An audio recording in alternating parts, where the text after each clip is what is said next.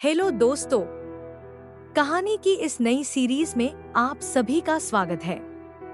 आज की इस कहानी का नाम है कुंवारी लड़की का करवा चौथ। यह एक BFGF स्टोरी है। अगर आपको हिंदी स्टोरीज, मॉरल स्टोरीज या बेड टाइम स्टोरीज सुनने का शौक है तो इस कहानी को पूरा जरूर सुनें।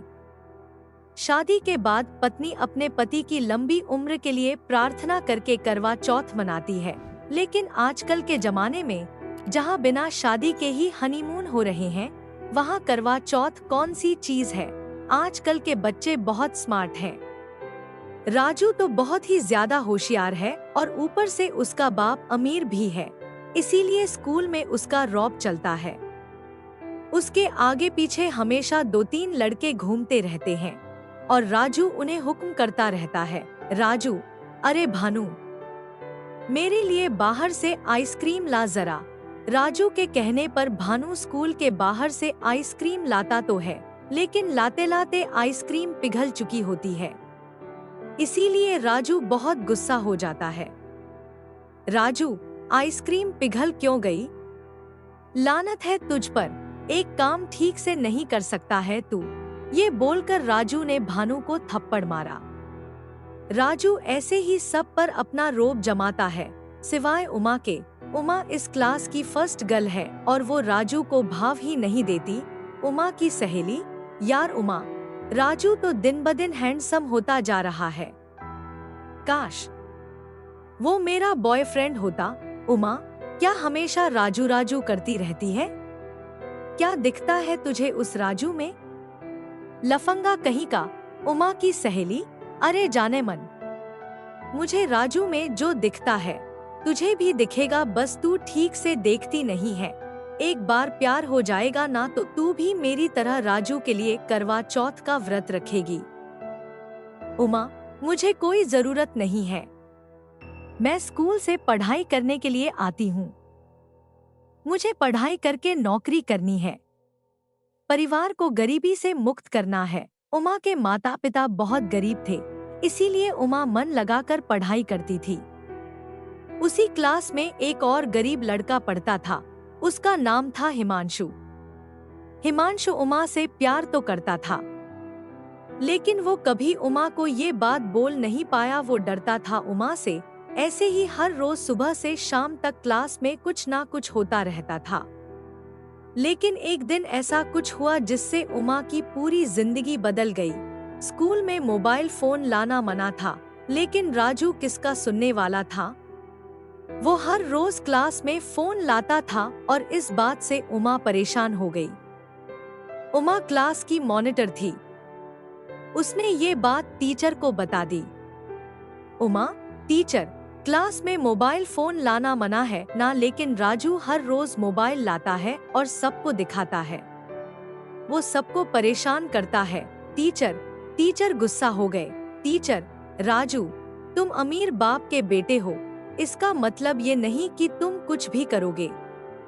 अगली बार ऐसा हुआ तो तुम्हें स्कूल से निकाल दिया जाएगा। टीचर राजू का मोबाइल लेकर चले गए। राजू मन ही मन बहुत ज्यादा गुस्सा हो गया। भानु ने राजू से कहा, राजू, इस उमा का कुछ करना पड़ेगा, इसकी एक्सीडेंट करवा देते हैं। राजू, नहीं, मैं उमा के साथ उससे भी बदतर करने वाला हूँ। मैं इसे अपने प्यार के जाल में फंसाऊंगा और उसके बाद। हा, राजू ने पूरा प्लान बना लिया था। क्लास के बाद हिमांशु उमा के पास गया और कहा, हिमांशु, उमा, तुमने बिल्कुल सही काम किया है, लेकिन उस राजू से बच के रहना। मैं तुम्हें घर छोड़ दूं। उमा, नहीं, मैं अकेली जा सकती हूँ। उमा चली गई। उमा गुस्से वाली थी और वो किसी भी लड़के से बात नहीं करती थी।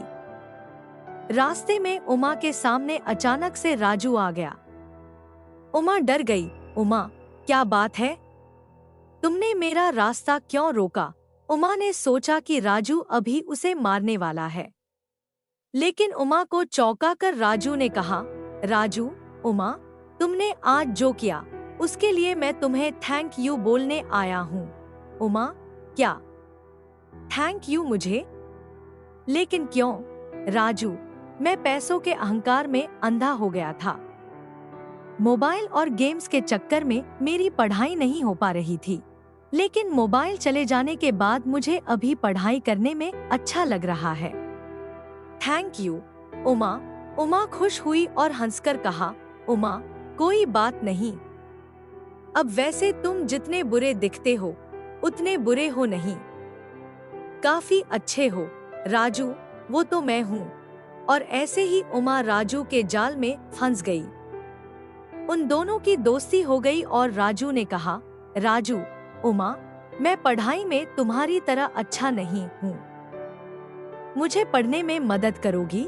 उमा, हाँ राजू, क्यों नहीं, आज शाम को बैठते हैं फिर, लेकिन मेरा घर टूटा फूटा है। राजू, कोई बात नहीं, चली आओ मेरे घर पर। उमा शाम को राजू के घर चली गई और दोनों मिलकर पढ़ाई करने लगे। हिमांशु ने ये देखा तो मन ही मन सोचने लगा, हिमांशु, उमा राजू के चक्कर में कैसे पड़ गई? नहीं नहीं, राजू अच्छा लड़का नहीं है, जरूर कुछ गड़बड़ है। लेकिन धीरे धीरे उमा राजू के प्यार में पड़ रही थी। वो एक साथ स्कूल आने लगे थे, एक साथ एक ही डेस्क पर बैठने लगे थे। उमा की सहेलियां उसे चिढ़ाने लगी थी। उमा की सहेली, क्यों उमा, मुझे मना करके खुद राजू के साथ चक्कर चला रही है? क्या बात है? वैसे तुम दोनों एक साथ बहुत अच्छे लगते हो। उमा को अब ये सब अच्छा लगने लगा था। पढ़ाई में उसका मन नहीं लगता। सभी उससे कहते कि राजू के साथ उसकी शादी हो जाए तो लाइफ सेट है। उमा भी राजू के साथ शादी मनाने की सोच रही थी। तभी एक दिन हिमांशु ने उमा से कहा, हिमांशु, उमा, तुम राजू के साथ आजकल ज्यादा ही घूम रही हो, वो लड़का अच्छा नहीं है, तुम उससे दूर रहो। उमा, तुम कौन होते हो मुझे मना करने वाले? अब भागो यहाँ से। उमा प्यार में थी, उसने हिमांशु की बात ही नहीं सुनी। 2 दिन बाद करवा चौथ था। रात को उमा राजू के साथ कमरे के अंदर बैठकर पढ़ाई कर रही थी। तभी राजू ने बत्ती बुझा दी। उमा, ये क्या राजू, तुमने बत्ती क्यों बुझा दी? राजू, बत्ती की जरूरत नहीं है, मैं तो तुम्हारी आंखों की रोशनी में पढ़ सकता हूँ। दोनों ने एक साथ रात बिताई। बाहर बिजली कड़की और बारिश भी होने लगी। अगला दिन उमा ने राजू के साथ बिताया और अगले दिन वह करवा चौथ मनाने का इंतजाम करने लगी। लेकिन तभी उसे उल्टी हो गई। उमा, अरे ये क्या हुआ? अभी उल्टी क्यों हो गई? मैं प्रेग्नेंट तो नहीं हूँ। उमा गर्भवती हो गई थी। वो तभी राजू के पास गई और सब कुछ कह दिया। राजू ने कहा, मुझे पता है, मेरा तो यही प्लान था। उमा, प्लान था मतलब? तुम मुझसे शादी करोगे ना? राजू, शादी? और तुमसे? मैं तो बस बदला ले रहा था। उस दिन तुमने टीचर को मेरे बारे में बताकर ठीक नहीं किया था। उमा, उमा, क्या इस वजह से तुमने मुझे गर्भवती कर दिया? तुमने मेरी जिंदगी खराब कर दी। अब क्या होगा?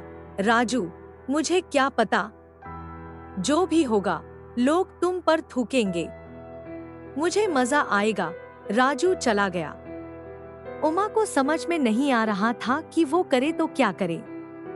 उसकी आंखों के सामने अंधेरा छा गया और तभी हिमांशु आया। हिमांशु, उमा, मैंने तुमसे कहा था ना कि राजू अच्छा लड़का नहीं है। उमा, मुझसे गलती हो गई, लेकिन मैं कुंवारी माँ कैसे बन सकती हूँ?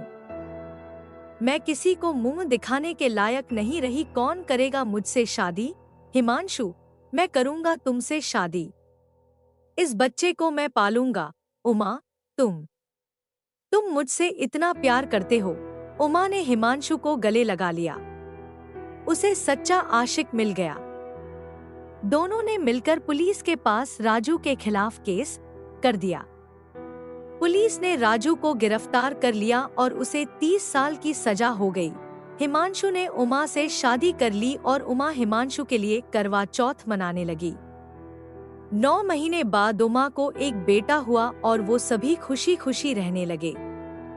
दोस्तों, ये मॉरल स्टोरी आपको कैसी लगी? नीचे कमेंट में हमें जरूर बताइएगा। कहानी को पूरा सुनने के लिए शुक्रिया।